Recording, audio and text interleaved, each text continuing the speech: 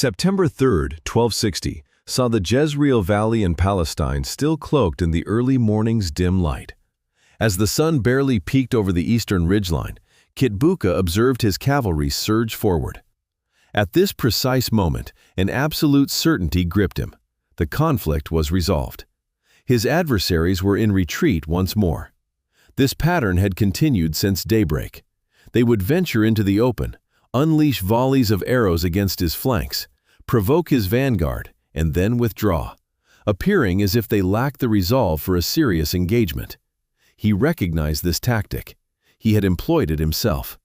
It was a time-honored stratagem of steppe cavalry, and the enemy's use of it struck him as almost an affront. The maneuver entails enticing an army into pursuit, leading them onto open terrain, and then abruptly turning to annihilate them. Any competent commander understood this process. He gave the command for pursuit. 10,000 seasoned warriors, veterans of Baghdad, Damascus, and a dozen other cities now lost to history, advanced with the profound, ingrained confidence of men who had never tasted defeat in open battle throughout their entire careers. Not a feigned retreat, not a strategic withdrawal, actual defeat. The very notion was practically theoretical to them. Then, from the ridge lines on three sides, the hills themselves seemed to stir. A complete army materialized from the tree cover, horsemen, archers, and units that had maintained absolute stillness for hours. They assailed Kitbuka's flanks and rear simultaneously. The valley, which moments before felt like a killing field for his fleeing enemies, abruptly transformed into a deadly enclosure trapping Kitbuka's forces. The trap didn't merely activate, it slammed shut with the precision of a device conceived, practiced, and executed by individuals who perfectly anticipated Kitbuka's actions, because they were essentially cut from the same cloth. Consider that for a moment. These were the very men who had plundered Baghdad just 2 years prior, a metropolis of 800,000 citizens, one of the planet's greatest urban centers, protected by walls that had endured for 5 centuries. The Mongols conquered it in 12 days. 12. After its fall, eyewitnesses reported that the Tigris River flowed black with the ink of countless books cast into its waters and crimson with the blood of an estimated 200,000 to 800,000 people. The wide range of these figures exists because no one was keeping an accurate count. One did not engage the Mongols in battle. One either yielded or ceased to exist. Yet, in a valley in what is now northern Israel, on a September morning, an ambush unfolded. How could this have transpired? The facile explanation, found in every introductory historical overview, is that Hulagu withdrew the majority of his army home. While true, this explanation is entirely insufficient. Even a reduced Mongol force, though severely outnumbered, should have wielded immense psychological power. Cities had historically opened their gates to the Mongols purely on their reputation, often before a single arrow was ever fired. The very name had performed this function for 50 years. Something deeper fractured at Ain Jalut, something structural that had been quietly building for years before Kitbuka rode into that valley. This discussion explores these structural elements. We won't recount the battle itself. You are already familiar with the general outlines. Instead, we will undertake a more challenging and intriguing endeavor to comprehend why such an event was even conceivable. 6 interconnected reasons, 1 comprehensive narrative. Let's begin. As you are a viewer of this channel, I will not waste your time explicating the identity of the Mongols. You understand their trajectory. What you must grasp for this particular account is the unique and peculiar condition of the empire by 1260. For by that year, it had become a fundamentally different entity than the one that had held Eurasia in terror for the preceding half-century. The mastermind behind the empire's latest westward campaign was Möngke Khan, a grandson of Genghis who ascended to the throne in 1251 after a brutal internal power struggle that marginalized the Oghidai lineage and installed his own branch, the Toluis. Möngke was a formidable ruler, characterized by discipline, organization, and a genuinely awe-inspiring strategic breadth. He initiated simultaneous, full-scale offensives against southern Song China in the east and the Islamic heartlands in the west. These were not mere raids but campaigns of conquest with clearly defined objectives. His brother, Hulagu, commanded the Western Front, which saw the fall of Baghdad in 1258 and Damascus in 1260. By April of that year, Mongol cavalry patrols had reached Gaza, effectively the gateway to Egypt. Then Möngke died. In August 1259, he was campaigning against the Song dynasty, most likely in Sichuan province, and was probably killed by dysentery, although cholera is cited in some accounts, and a few medieval sources suggest a battle wound. The precise cause is ultimately irrelevant. What truly matters is the timing. Möngke's demise triggered a mechanism intrinsic to the core political structure of the Mongol Empire, a mechanism that was about to utterly transform everything occurring in Palestine. According to Mongol custom, codified in the law established by Genghis and embedded in the political culture of the steppe, a new chapter was set to begin.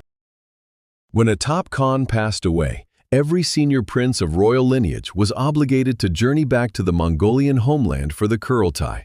The council convened for succession, a gathering of the royal kin to elect the next supreme leader. This was not merely a suggestion, it was a fundamental duty ingrained in the very structure of the entire empire. The empire was a communal asset of the family, and it was incumbent upon the family collectively to determine its subsequent leader. Hulagu Khan, Möngke's brother, had a direct personal stake in who would next occupy the imperial throne. His departure was a mandate, not a choice. And upon his departure, he withdrew the majority of his forces, understanding that a succession struggle in the Mongol realm was not an event one engaged in unarmed. He designated Kitbuka Noyan, his most competent field commander, a Nayman Turk and Nestorian Christian who had participated in the Western campaign from its inception, to lead a remaining garrison. The precise size of the contingent Kitbuka oversaw has been a point of contention among historians ever since. Contemporary Mamluk accounts cite figures that are ridiculously inflated. One text claims 100,000, which almost certainly reflects the ancient custom of exaggerating enemy numbers to amplify the perceived victory. More credible current scholarship, including J.M. Smith's meticulous study in the Harvard Journal of Asiatic Studies, estimates Kitbuka's force to be roughly between 10,000 and 20,000 total, encompassing Armenian and Georgian vassal detachments, a single tumen of core Mongol cavalry, along with auxiliary units. Essentially, a garrison presenting itself as an invading force. Now, what I find genuinely astonishing about Hulagu's reasoning is this. He presumed that this force would suffice, not due to recklessness, but because he was operating from a strategy that had an uninterrupted record of success. You leave a garrison. The garrison projects Mongol authority. The remaining adversaries, cognizant of the fate of those who resist, surrender out of prudent self-preservation. This tactic had proven effective universally. In Persia, Iraq, the Syrian principalities, the entire framework of Mongol expansion in the Middle East had been constructed on the premise that direct combat was often superfluous, that the mere presence of the army was enough. Why would Egypt prove different? Hulagu had no particular cause to anticipate any deviation. However, another fissure was developing within the Mongol dominion, one that receives far too little attention in most accounts of Ain Jalut. And this is vital for understanding why the defeat could not be redressed. Möngke Khan, the chieftain of the Golden Horde, the Mongol Khanate governing the Western Steppe, essentially the suzerain of Russia, had embraced Islam. He was incensed by the devastation of Baghdad. But the historian Rashid al-Din Hamadani preserves what purports to be Möngke's remonstrance to Möngke Khan. He has plundered all the cities of the Muslims and has brought about the death of the caliph. With God's assistance, I will hold him accountable for so much innocent blood.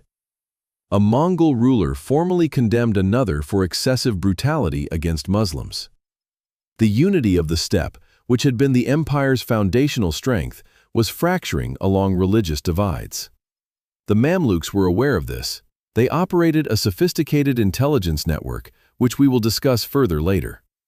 And they understood that Berke, as a Muslim, was disinclined to support his cousin's ambitions.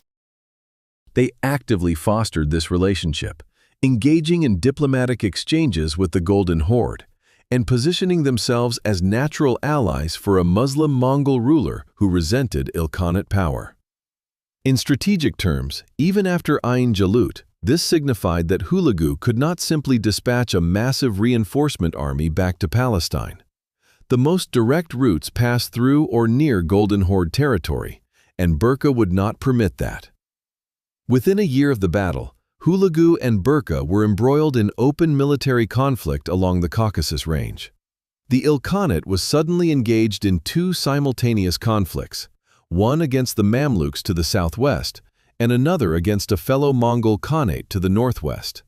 The internal divisions of the empire had become a strategic impediment. Consequently, let's precisely delineate the predicament Kitbuka faced. The primary army had departed. Reinforcements were politically unobtainable. The garrison he commanded was operating at the extreme end of a supply line, stretching thousands of miles through terrain that grew progressively less conducive to steppe warfare. And his adversary, about whom he clearly possessed an inadequate intelligence assessment, was not the terrified, demoralized force he anticipated. It was the most formidable military institution in the medieval Islamic world, led by a commander who had been meticulously preparing for precisely this confrontation for the better part of 2 years. Kitbuka did not embody the Mongol Empire at its peak. He represented its phantom. There is a recurring pattern observed throughout the downfall of every great conquering empire in history, and once you perceive it, it becomes impossible to ignore. The Romans encountered it in the Germanic forests east of the Rhine. Napoleon confronted it on the road from Smolensk to Moscow. The British encountered this predicament twice in Afghanistan. Americans have faced it in numerous locations. The recurring pattern is as follows. The apparatus that propelled an empire to power was designed for a particular global context. When this system is introduced into a markedly different environment, it begins to self-destruct. For the Mongols, this operational core was their horses. This isn't merely a metaphor, it's a literal and precise truth. Every operational decision, tactical configuration, logistical calculation, and strategic timeline formulated by the Mongol military was meticulously aligned with the requirements, capabilities, and constraints of Mongolian horses and their riders. Separate a Mongol soldier from his mounts, and he ceases to be a warrior, becoming merely a man standing exposed in a field. For effective cavalry operations, a Mongol force demanded multiple horses per individual. Historical accounts and detailed logistical analyses from scholars of Mongol campaigns suggest ratios of 3 to 5 horses per warrior.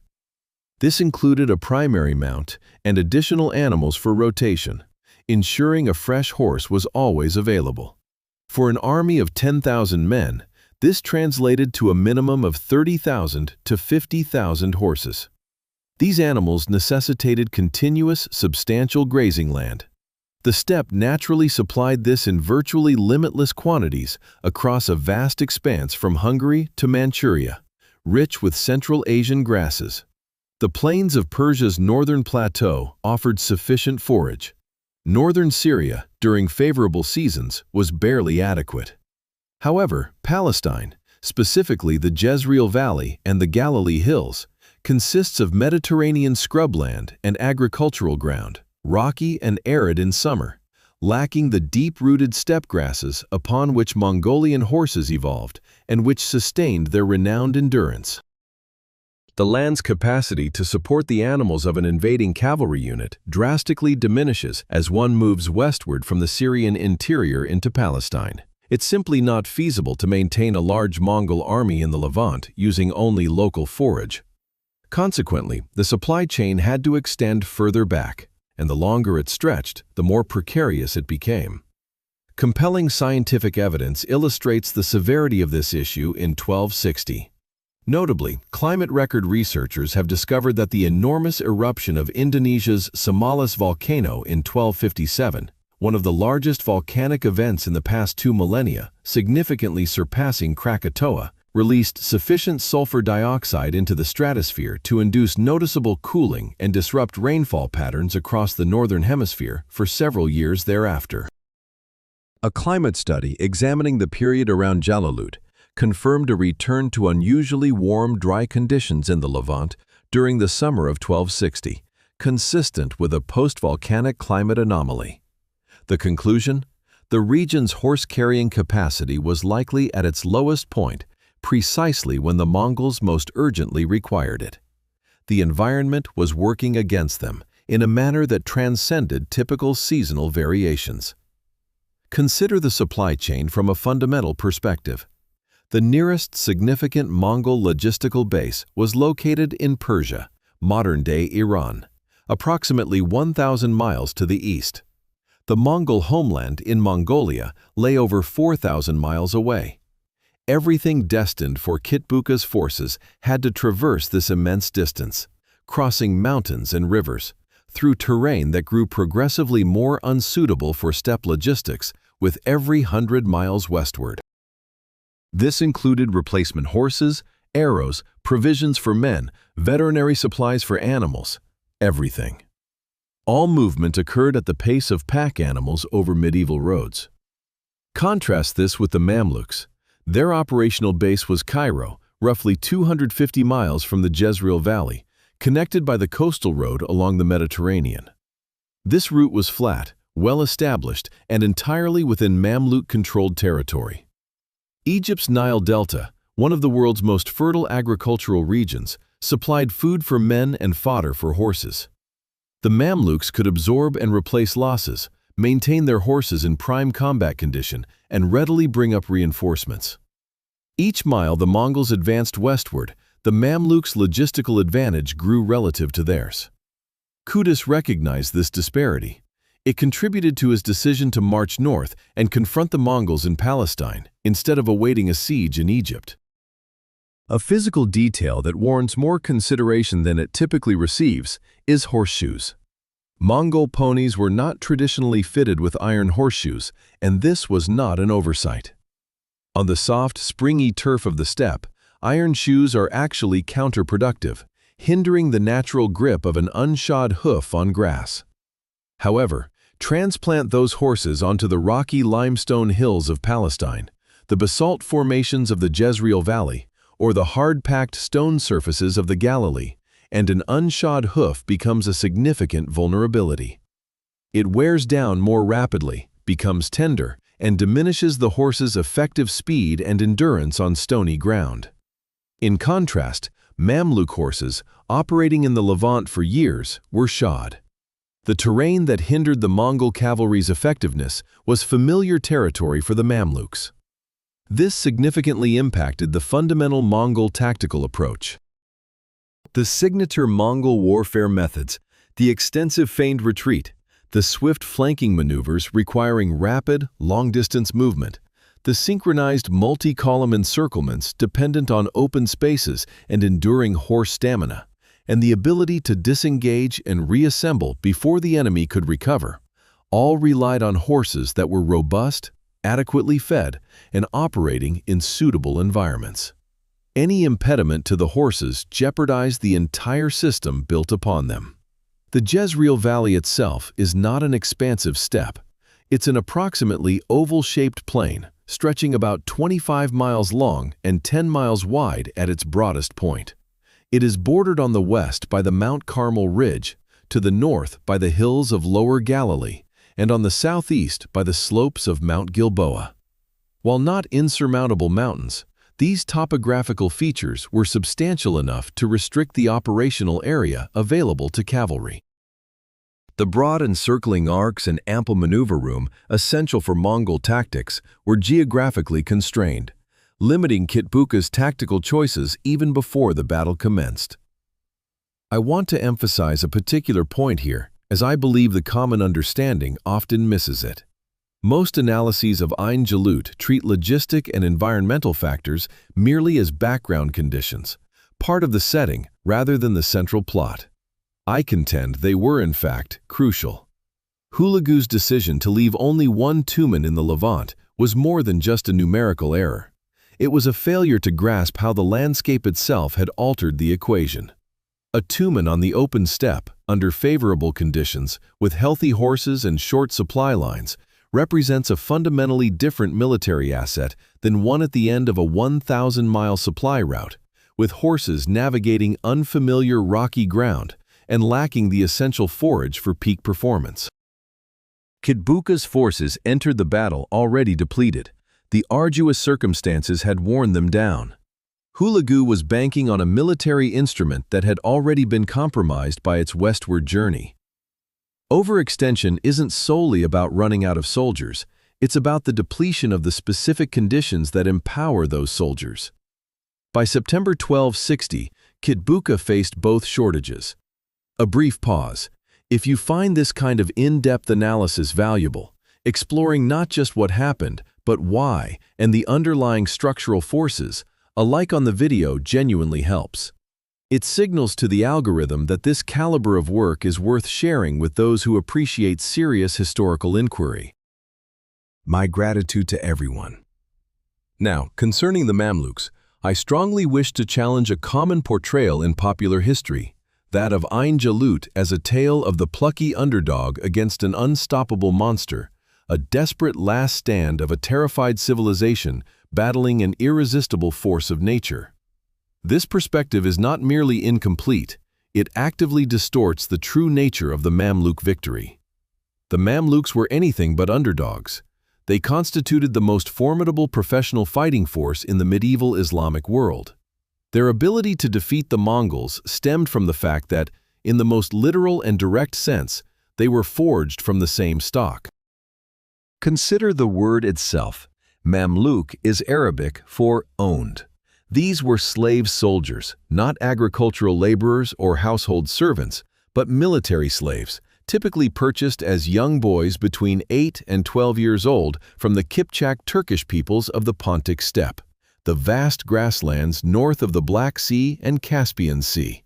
These Kipchak Turks were steppe nomads, a people who had lived on horseback, herding livestock, and mastering mounted archery as a survival skill for generations.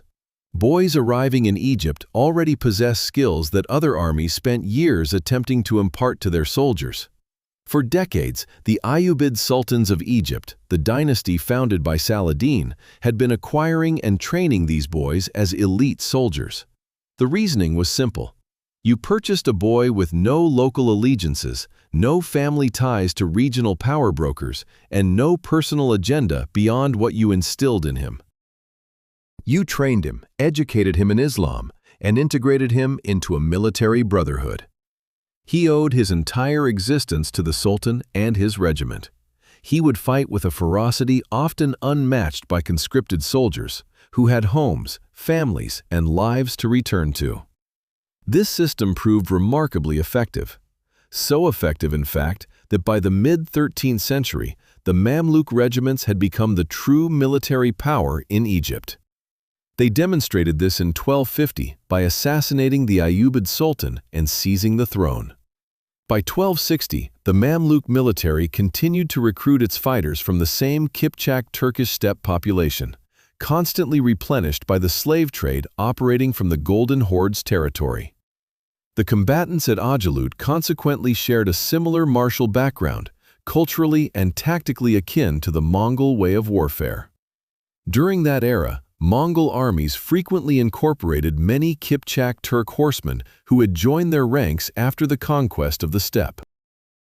In a real sense, both the Mamluks and the Mongols drew their fighting forces from the same human reservoir. When a Mamluk warrior observed Mongol cavalry tactics, he wasn't witnessing something entirely unfamiliar. Rather, he was encountering a familiar approach to warfare, reminiscent of his own upbringing and combat training.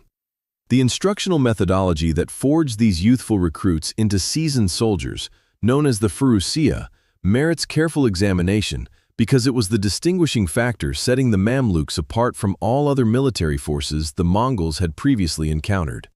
Upon their arrival in Egypt, new recruits entered the Tabakat, their military living quarters. They received housing, sustenance, and education in Arabic language, Islamic theology, and jurisprudence, followed by relentless training. For an extended period, the Furusiyya curriculum encompassed mounted archery, including both stationary target practice and engaging moving targets at various speeds, an essential skill for actual cavalry engagements. Also covered were swordsmanship with the killich, a curved, single-edged saber ideally suited for cutting strokes from horseback, advanced lance techniques, and horsemanship refined to a degree far beyond mere riding ability. Crucially, they drilled in coordinated unit maneuvers, the capacity to execute intricate cavalry movements as a cohesive force, not as disparate individuals acting independently, but as an organized entity capable of simultaneous actions across different sectors of a battlefield. This final component was more challenging to cultivate than any other aspect listed, and ultimately rendered the Mamluks genuinely exceptional. The feigned retreat, for example, is conceptually straightforward. Convincingly retreat, lure the enemy into pursuit, then wheel around and attack. However, its practical execution demands that every trooper in the retreating formation maintain discipline while appearing to flee. The natural instinct when fleeing an enemy showering you with arrows is to genuinely escape. Consequently, maintaining coherent formation during a feigned retreat necessitated years of repetitive drills, unwavering trust among soldiers, and the collective mental fortitude achieved by very few military organizations throughout history. The Mamluks possessed this discipline, which wasn't accidental, but rather the direct outcome of the Furusiyya. Their specialized equipment provided distinct advantages within the Levantine theater of war.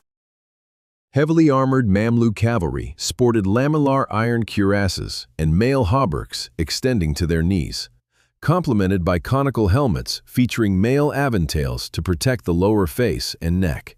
Their mounts surpassed the size of Mongol ponies, being crossbred from Central Asian and Arabian stock, boasting greater bulk and power. These larger horses were better suited for the intense, close-quarters shock combat characteristic of a constricted battlefield. While Mongol cavalry doctrine prioritized maneuverability, ranged attacks, and fluid hit-and-run engagements, Mamluk cavalry was engineered to close with the enemy and fight at arm's length in the kind of brutal melee where heavier armor and more powerful horses decided the outcome. The geographical constraints of the Jezreel Valley made this precise type of combat more probable. The midfa, an early hand cannon employed by the Mamluks at Ain Jalut, warrants a special mention here.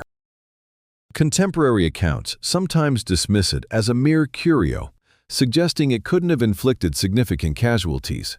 This perspective entirely misses its true purpose. The military function of the midfa for the Mamluks at Ain Jalut wasn't to kill Mongol soldiers, but to terrorize Mongol horses.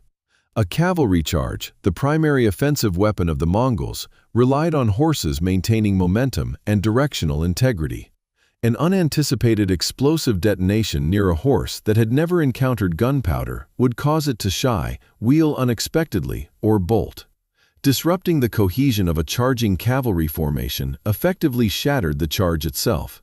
The Mamluks seemingly deployed the midfa strategically at moments when disrupting Mongol horse cohesion would be most detrimental, particularly during the critical transition from the feigned retreat to the ambush. It served as a precise psychological weapon, targeting the most sensitive element of the Mongol tactical system. And then there is Baybars, Rukn al-Din Baybars al-Bundukdari, the individual destined to become sultan by nightfall on September 3rd, following a political assassination we will explore later, yet whose military brilliance at Ain Jalut far transcends the moral complexities of his subsequent actions. Baybars had originally been purchased as a slave in Syria, subsequently sold in Egypt, and had steadily ascended through the Mamluk military hierarchy to become one of Qutuz's key commanders.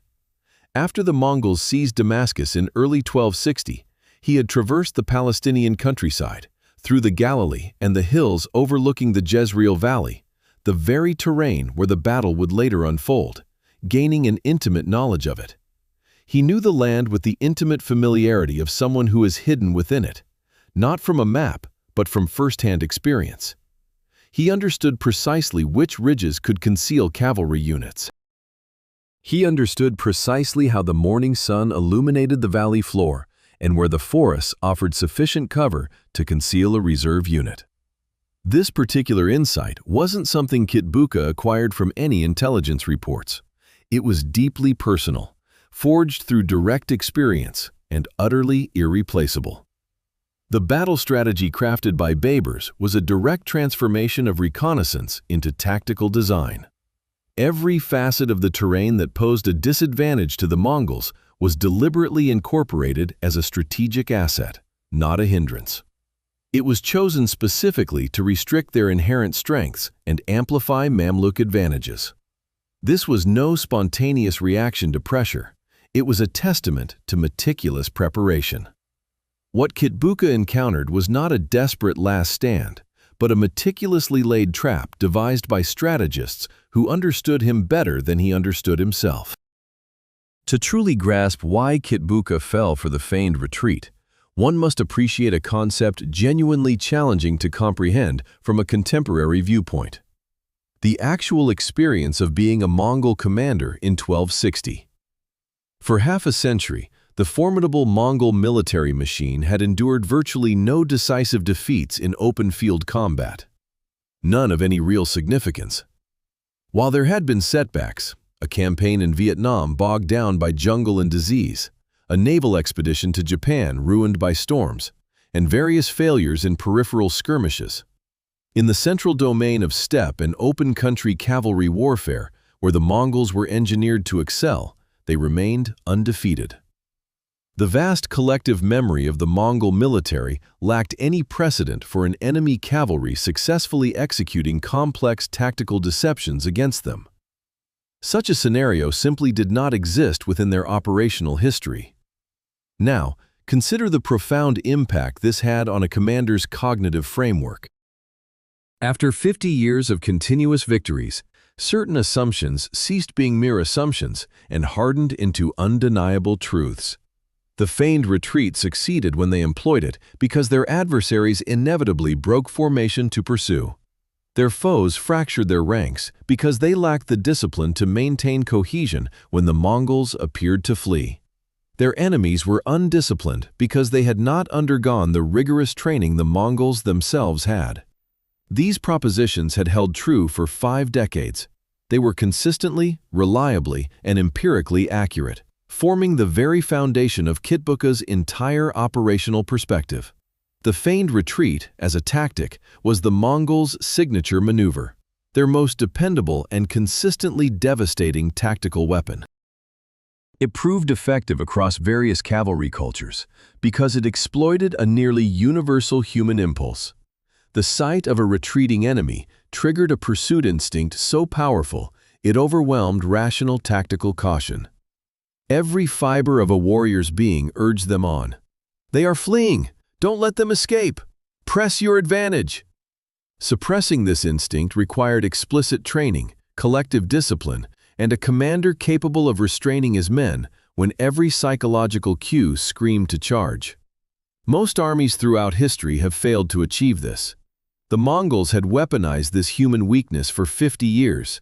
They had deployed it against the Rus princes, whose cavalry broke ranks to chase retreating Mongol units straight into encirclement. They had used it against Polish and Hungarian knights at Legnica and Mohi in 1241. Brave, heavily armored cavalry on good horses who simply couldn't resist pursuing what seemed like a routed enemy. They had employed it against Seljuk Turkish cavalry, against Chinese armies, and against Persian forces. The pattern was so consistently effective that it had become almost automatic. Feign retreat, enemy pursues, wheel around, annihilate. Babers was deploying this very same tactic. And here lies the specific insight that makes this so analytically compelling. He could execute it because he grew up within a culture that practiced it. His Kipchak heritage, coupled with years of rigorous training in precisely this type of coordinated cavalry maneuver, meant that the feigned retreat was not a tactic he had to reverse engineer through observation. It was embedded in his military DNA.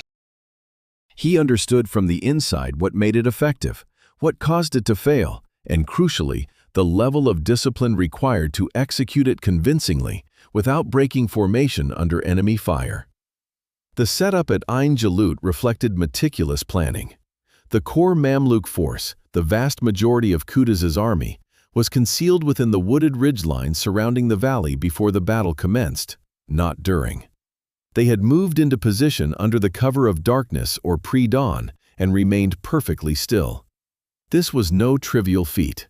Keeping cavalry horses silent and motionless for hours in close proximity, without the noise and movement that would betray their presence, demanded a level of unit-level training and discipline that most medieval armies simply could not achieve. Babers himself led a forward detachment into the open valley. This was the force visible to Kitbuka.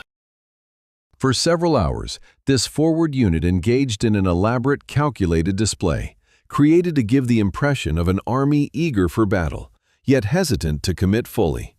They advanced, exchanged volleys of arrows, then regrouped, pushed forward again, seizing attention, gauging Kitbuka's responses, and eroding his patience.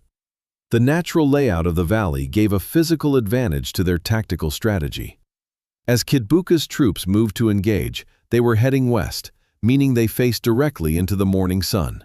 The September sun ascended over the hills behind the Mamluk positions, shining straight into the eyes of the advancing Mongol cavalry. This significantly reduced visibility for archers aiming at swift-moving targets, for commanders trying to interpret the battlefield, and for any soldier attempting to discern what lay within the shadows of the northern ridgelines. The concealed reserve was essentially undetectable, not merely due to the trees, but because the lighting was unfavorable for observing shadows from the Mongol vantage point. A question consistently resurfaces in my thoughts regarding this specific event. Did Kitbuka suspect it could be a snare? I believe the frank answer is that he must have, at some level, entertained the possibility. He was a seasoned commander. He himself had orchestrated simulated withdrawals. He understood their characteristics. At some intuitive level, the pattern should have been evident, yet he pressed on regardless. I find the explanation for this more intriguing from a psychological perspective than simply dismissing it as overconfidence. It stems from Kitbuka's operational paradigm, forged over 50 years of Mongol triumphs, which lacked an active understanding of a fake retreat. This wasn't because he was inherently incapable of grasping the abstract concept, but because throughout his entire military career, retreating adversaries had invariably been genuinely retreating. The notion that an opposing force could possess the discipline, topographical understanding, and sheer audacity to execute a feigned retreat against the Mongols, the very originators of this tactic in that region, was not a viable hypothesis within his mental framework. Experience shapes cognitive schemas. Kitbuka's experiences had developed a framework that couldn't accommodate this specific possibility as a genuine danger. When the ambush materialized, the tactical situation deteriorated with the swiftness characteristic of well-executed traps. Mamluk cavalry assaulted from 3 directions simultaneously, leaving Kitbuka's forces no secure avenue for retreat. The torrent of arrows preceding the close-quarters engagement was concentrated and meticulously timed, designed to fracture Mongol cavalry cohesion during the crucial moments of transitioning from pursuit to defense. Then, the Mamluks closed in with larger horses and heavier armor, transforming the confrontation into precisely the kind of arduous, close-range melee where their equipment advantages were most decisive. The Syrian Muslim auxiliaries within Kitbuka's army deserted the instant momentum shifted. They switched sides and fought for the Mamluks. This isn't surprising in retrospect. These were men who had been integrated under Mongol command through conquest, possessing no inherent ideological allegiance to Mongol victory, and who now perceived an opportunity to align with the victorious side of a conflict they genuinely cared about. Their defection was not random opportunism, it was ideological pull, and it reveals something significant about the coherence, or lack thereof, of Kitbuka's multinational force under duress. Kitbuka's demise, either through death in battle or capture and execution, primary sources diverge on the exact sequence, constitutes one of the more profound episodes in the historical records of this conflict. His lieutenants entreated him to escape. He refused.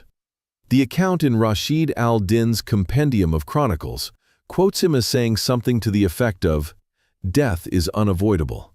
It is preferable to perish with honor than to flee in disgrace."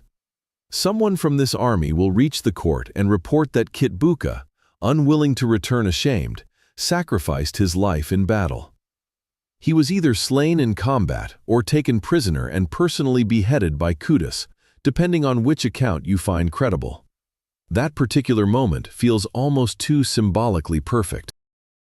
The general who embodies his civilization's entire ethos, forward-moving, unyielding, rejecting retreat as an honorable option, is vanquished precisely when his civilization's fundamental assumptions have utterly failed him. He was incapable of adapting to defeat because the Mongol self-conception had no structure for it. Consequently, the battle consumed not only his army, but also the last person who should have been able to perceive the impending trap. As we continue through this segment, I want you to bear in mind a crucial idea.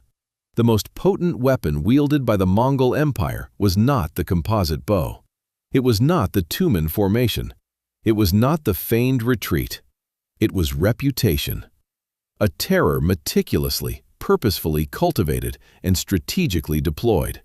It's crucial to grasp how this formidable instrument operated and ultimately fractured, as this understanding illuminates why Ain Jalut signified not merely a military loss, but a pivotal turning point for civilization. Consider the actual mechanics of Mongol expansion throughout their most successful decades of conquest. They didn't just appear and engage in battle, they prepared the ground. Before a Mongol army even reached a city, that city had already received detailed reports, sometimes from fleeing refugees, sometimes from traders, sometimes through deliberate Mongol psychological warfare, about the fate of the preceding city. This meant the pattern of destruction was well known and consistent. Cities that resisted faced total annihilation, a level of destruction seldom achieved in medieval warfare. Populations were slaughtered or enslaved, structures razed, and agricultural infrastructure purposefully ruined. The message was stark. The Mongols consciously reinforced it. Cities that submitted promptly received comparatively favorable treatment, being taxed, administered, and incorporated into the empire. Local rulers who cooperated occasionally retained their positions, and commerce was generally safeguarded. The Mongols were not aimless destroyers, they were strategic ones. Their destruction served a clear purpose: submit and live, resist and perish. The logical choice was submission, and the Mongols went to great lengths to make this reasoning as transparent as possible. The 1258 plundering of Baghdad stands as the most dramatic illustration of this strategy. When the Mongols devastated Baghdad, they weren't simply overcoming a military adversary, they were conveying a message to every potential opponent situated between them and the Atlantic. The Abbasid Caliphate, the institution that had embodied Sunni Islamic political and spiritual authority for over 5 centuries, with legitimacy tracing back to the Prophet's family, was obliterated within a week. The Caliph was executed. The House of Wisdom, one of the medieval world's greatest libraries, was destroyed. While tales of the Tigris running black with ink might be somewhat embellished, the destruction of the library itself was an undeniable and documented reality. The psychological impact across the Islamic world was immense, evoking not just political shock, but something akin to existential despair. If Baghdad could fall, what couldn't? This was the climate in which Hulagu's envoys arrived in Cairo in 1260, demanding Kutus's capitulation. This demand was backed by the most successful campaign of terror in medieval history. And Kutus executed the envoys. He didn't merely decline their offer diplomatically, nor did he send them back with a defiant reply. He killed them. Their heads were displayed on the Bab Zuwayla Gate in Cairo, the city's primary southern entrance for all to see. This was not a rash act. Qutuz was not an impetuous individual. This was a calculated, public, and irreversible declaration that he was rejecting not just the demand itself, but the entire framework within which that demand was made. Every ruler who had submitted had implicitly accepted the Mongol premise that resistance was futile and that submission was the sole viable option. That the Mongols constituted an irresistible force of nature before which rational actors had no recourse. With full awareness of the ramifications, Qutuz explicitly and publicly rejected this premise. Why was Qutuz able to do this when so many others could not? Part of it stemmed from his character. He himself was a former military slave who had violently seized the Sultanate in 1259, a man without a dynastic legacy to safeguard and thus free from inherited caution. Another factor was strategic foresight. He recognized that Hulagu had departed with the main army, that the window of opportunity was narrow, and that if a confrontation with the Mongols was to occur, this was the optimal moment. However, a crucial element was the ideological reinterpretation made possible by Baghdad's destruction. The collapse of the Abbasid Caliphate left a void, a role that someone needed to fill, and the Mamluks were ideally positioned to do so. With the Caliphate gone, Qutuz and Babar presented the Mamluk Sultanate as the final bulwark of Islamic civilization. They were not merely one state among many vying for influence. They were the last line, the point where the Mongol advance would either be halted or everything would cease to exist. This perspective was authentic. It wasn't purely propaganda, because the threat was tangible, and it transformed the impending battle from a political dispute into a sacrosanct obligation. Men who fight for the preservation of their civilization and their faith fight differently than those who fight merely on their commander's orders. They hold their ground longer. They endure more punishment. They continue fighting even when logic suggests retreat. This ideological dimension had a direct military impact at a critical juncture in the battle, when the Mongols breached the Mamluk formation's left flank, which they indeed did. Reports, however, consistently show that the battle was fiercely contested at various junctures, far from a one-sided Mamluk triumph over a defenseless foe. Qutuz removed his head protection. He deliberately made himself conspicuous amidst the fighting, despite the heightened risk of becoming a target. He rode forward, uttering his war cry. His forces stood firm. They launched a counterattack. They transformed what seemed like a collapse into a recovery. The profound conviction, this sense of sacred duty, coupled with the realization that there was no retreat, imparted a quality to the Mamluk soldiers that mere military drills could never fully instill, a profound justification for holding their ground that transcended individual survival. Now, consider the Mongolian forces. By 1260, their empire was a diverse, multi-religious entity where the unifying principle, "We serve the great Khans, we fight for the empire," was fragmenting due to religious strife and succession disputes.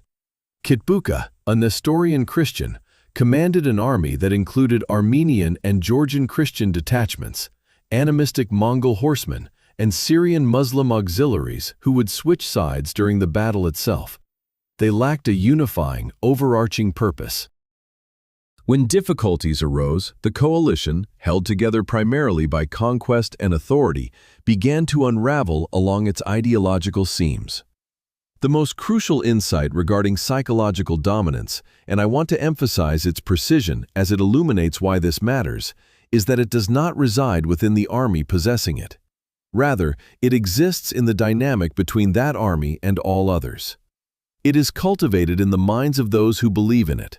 The instant someone publicly and unequivocally proves that an unbeatable force can be vanquished in open combat, this dynamic reverses. Every subsequent adversary gains a data point. Every undecided populace now has a motive to resist. Every city that might have surrendered now has a precedent suggesting that fighting back could be effective. Ain Jalut didn't just defeat Kitbuka's army, it dismantled the Mongols' most potent weapon. The certainty of their invincibility vanished and never returned in its original form. Reflect on the immediate consequences. Hulagu managed to dispatch a relief force, 2 Tumans, back to Syria in December 1260. They plundered Aleppo, massacred Muslims in retaliation for Kitbuka's defeat, advanced towards Palestine, and then, after approximately 2 weeks, were compelled to withdraw. They couldn't sustain the campaign, not because the Mamluks annihilated them in a second major battle, but because the logistical and political circumstances that had hampered the initial campaign remained unchanged. Crucially, the Mamluk military, having now bested the Mongols once, was assembling from a position of proven capability rather than desperate hope. The psychological advantage had reversed. The Mamluks were confident of victory. The Mongols knew defeat was possible. Let's clarify something before delving into the aftermath. The Mongols made repeated attempts to return. The common historical narrative of Ain Jalut stopped the Mongols often implies they simply walked away and found other pursuits. The reality is that the Ilkhanate launched numerous serious efforts to reclaim Syria and Egypt over the subsequent 4 decades, and each attempt failed. Understanding why these subsequent attempts faltered offers critical insight into the profound structural shifts initiated by Ain Jalut. The December 1260 attempt, as previously mentioned, involved 2 Tumans, the sacking of Aleppo, a push towards Palestine, and a retreat after roughly 2 weeks due to an inability to sustain the operation.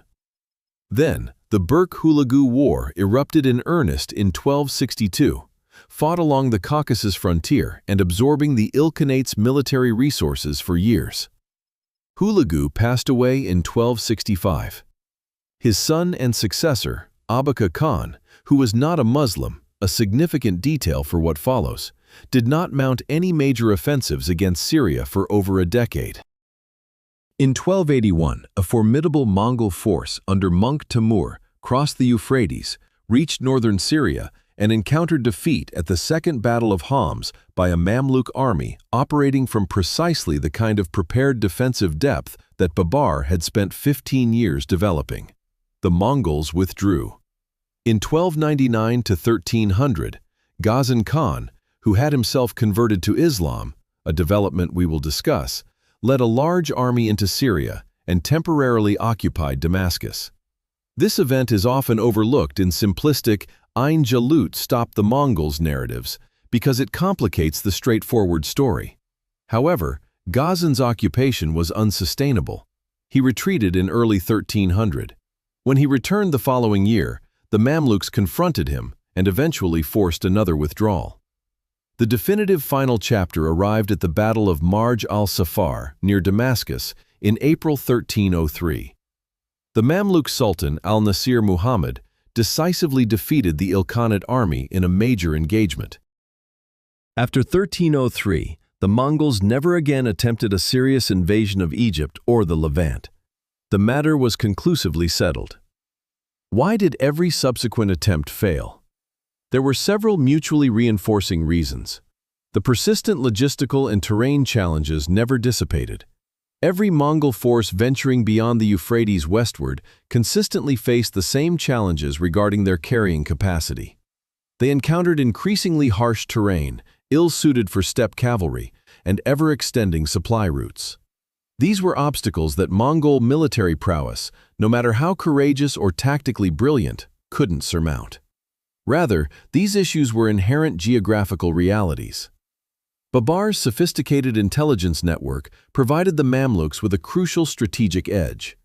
He greatly expanded the Barid, their postal relay system, enabling information to travel between Damascus and Cairo in just 4 days, a substantial improvement over the previous 2 weeks. This efficiency meant Mamluk forces could mobilize before Mongol armies even completed their Euphrates crossing. The usual advantage enjoyed by an attacking force was effectively neutralized. The Mamluks had advanced knowledge of the Mongols' approach. The enduring alliance between the Mamluks and the Golden Horde proved strategically vital for decades. A continuous influx of Kipchak Turkish warriors from Golden Horde territories into the Mamluk military sustained their fighting quality despite attrition. Crucially, the Golden Horde's animosity towards the Ilkhanate meant that any major Mongol campaign against Egypt confronted a two-front strategic dilemma, with a potential northern attack demanding consideration. Furthermore, Babur systematically dismantled the Crusader states, removing potential Mongol allies from the strategic landscape. Caesarea fell in 1265, Arsuf in 1265, Saf in 1266, followed by Jaffa and Antioch in 1268. These actions weren't merely driven by religious hostility, but were strategic imperatives. Each remaining Crusader principality represented a vulnerability in the Mamluk defensive line, a potential bridgehead for Mongol forces to bypass Egyptian defenses or receive reinforcements. By eliminating these enclaves, Babur simplified the strategic challenges and denied the Mongols alternative approaches they might otherwise have exploited. The profound irony of the entire post-Ain Jalut era lies in the Ilkhanate's conversion to Islam. Ghazan Khan's conversion in 1295 meant that the very Mongol dynasty which had devastated the Abbasid Caliphate and pushed the Islamic world to its existential brink transformed into a Muslim ruling house within a single generation. The civilization they aimed to annihilate ultimately assimilated them. Whether this vindicated the Mamluk resistance or simply showcased the extraordinary assimilative capacity of Islamic culture in the medieval world, or both, is a question worthy of contemplation. The Mamluks governed Egypt and the Levant until 1517, when Selim I's Ottoman armies crushed the Sultanate at the Battle of Redan in outside Cairo, 257 years after its establishment in September 1260. Let's consider a counterfactual scenario. While historians often shy away from this, I believe it's one of our most valuable analytical tools. Not to indulge in fanciful alternate histories, but to rigorously test the causal claims we make about actual events. If Möngke Khan had not perished in August 1259, if he had lived another 5 years, completed the Song campaign, and then directed the full might of the Mongol imperial machine westward, would the Battle of Ain Jalut have unfolded as it did? The honest assessment is almost certainly no. Hulagu, commanding a complete army of 100,000 or more cavalry, free from succession pressures and not encumbered by Burkhan's antagonism, could have brought the sheer scale that would allow logistical problems to be overcome through overwhelming numbers. While the terrain would still be difficult and supply lines stretched, a sufficiently large force can absorb losses and continue its advance. The Mamluks facing such an army would have confronted a fundamentally different challenge than the one Qutuz actually encountered. This is disconcerting because it implies that the battle credited with safeguarding Islamic civilization, a portrayal used by Muslim historians for 700 years and not without merit, was dependent, at least in part, on a death in a Sichuan river valley that had no connection to Islam or the Middle East. A disease, an arrow, or a strategic decision in southern China triggered a chain of events that culminated in Kitbuka's head on a Palestinian battlefield. Contingency is a powerful force. History isn't an inevitable march toward a predetermined conclusion. It is a series of junctures where events could have taken an entirely different course. However, and this is the more crucial analytical point, acknowledging contingency doesn't diminish the Mamluk victory to mere luck. The Mamluks didn't simply get fortunate due to Möngke's death. They made deliberate choices over several years that positioned them to capitalize on the opportunity his death created. They prepared for this confrontation when much of the Islamic world remained in disarray. They developed their military capabilities. They forged diplomatic alliances. They executed the envoys at precisely the right strategic moment. They advanced northward when rational defensive instincts suggested waiting. Every significant decision from 1258 until September 1260 was sound. Fortune favors the prepared. Qutuz and Babur demonstrated exceptional readiness. So, what precisely halted the Mongol advance at Ain Jalut? Allow me to present a 6-point synthesis directly, as I believe clarity outweighs equivocation here. A power vacuum emerging at the apex of the Mongol Empire due to Möngke's demise drew the main forces away from the theater precisely when the campaign required completion. This was no minor mishap. It represented a fundamental flaw within the empire's political framework.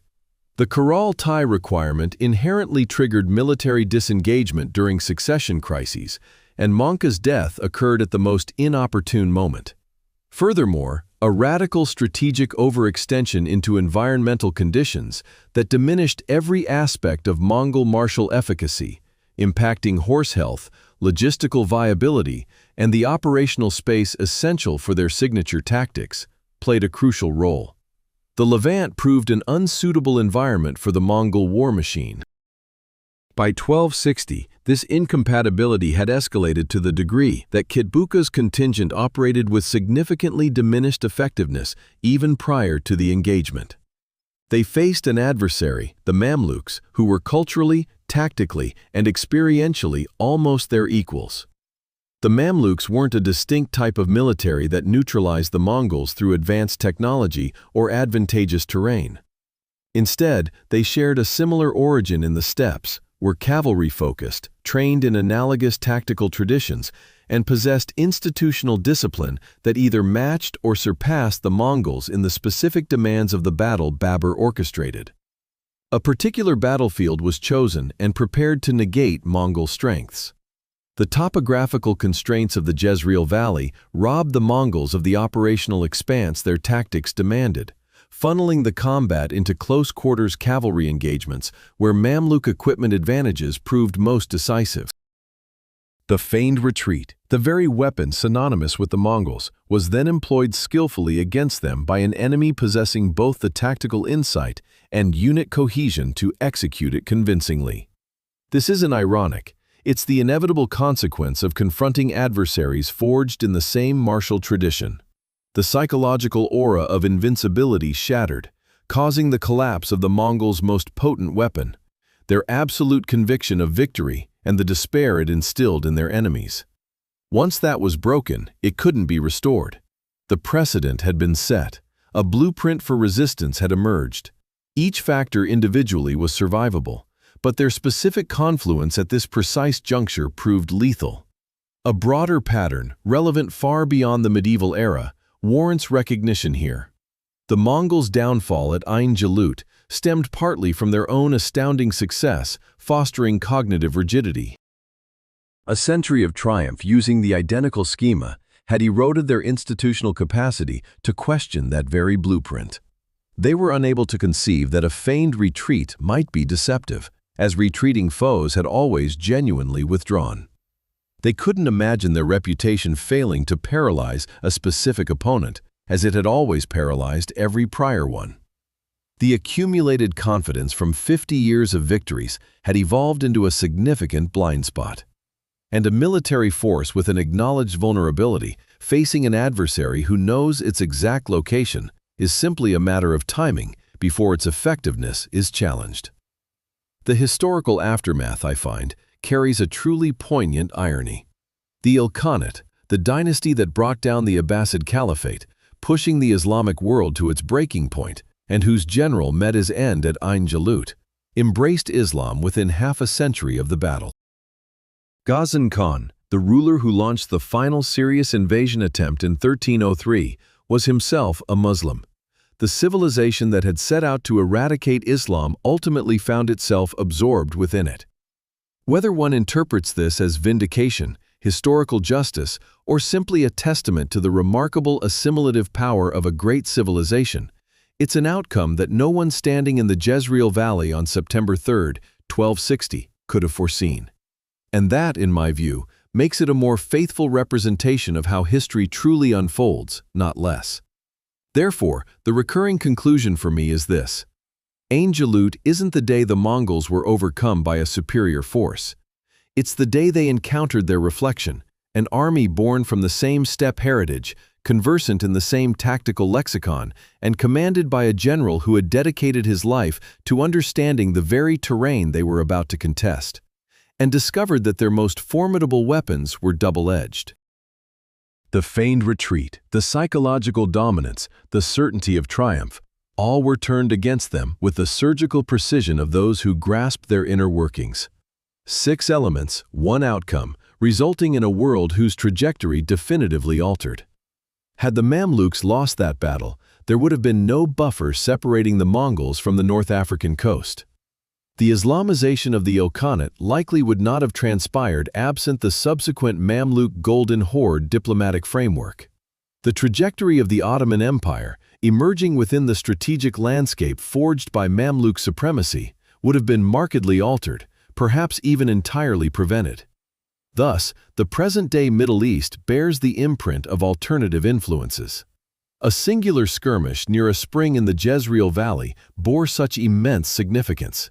This aspect is what I consistently find captivating about historical analysis of this nature. The ripple effects extend indefinitely. The ramifications far surpassed any foresight contemporary individuals possessed. Meta, pause, sex, 1.0.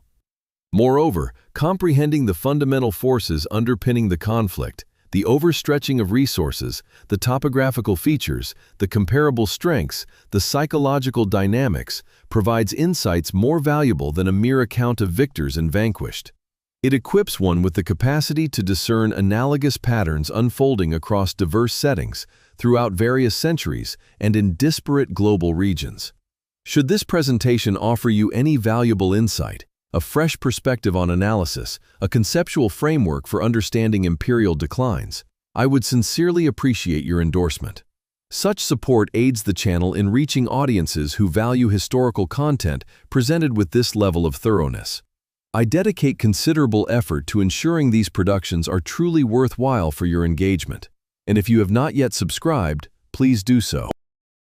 The subsequent installment will focus on Baybars himself, the individual who assassinated his sultan merely hours after preserving the Islamic world, subsequently ascending to become one of the medieval period's most adept strategic intellects, and who dedicated 17 years to systematically dismantling the legacy of the Crusades.